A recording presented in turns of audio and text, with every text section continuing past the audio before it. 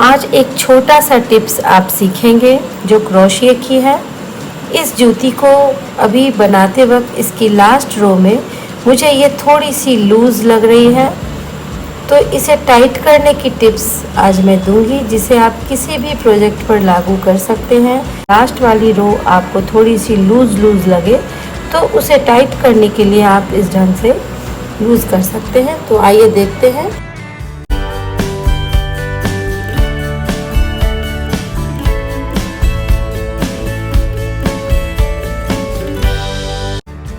जैसे यहाँ पर मैं हर चेन में एक सिंगल क्रोशिया बनाई हूँ। यहाँ से शुरू करते हुए इस पूरे जगह हर चेन में एक सिंगल क्रोशिया बनाई हूँ, लेकिन मुझे ये थोड़ी सी लूज़ यहाँ पे थोड़ा सा मुझे ये टाइट करना चाहिए।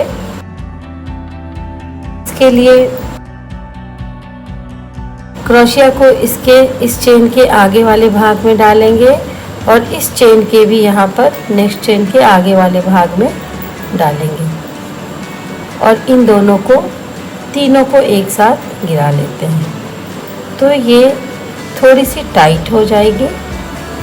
फिर से नेक्स्ट चेन में एक सिंगल क्रोशिया, यहाँ पर एक सिंगल क्रोशिया, इन दो में फिर से टाइट करेंगे। उसके लिए चेन के आगे वाले भाग में इसे क्रोशिया को डालेंगे और फिर से चेन के आगे वाले भाग में क्रोशिया को डालेंगे। एक फंदा लेंगे और इन तीनों फंदों को एक साथ गिरा लेते हैं। इस तरह से यहाँ पर ये थोड़ी सी टाइट हो गई है। अगर इसे आप और भी अधिक करना चाहें तो इस और भी एक दो जगह पर कर दें तो ये टाइट होगी।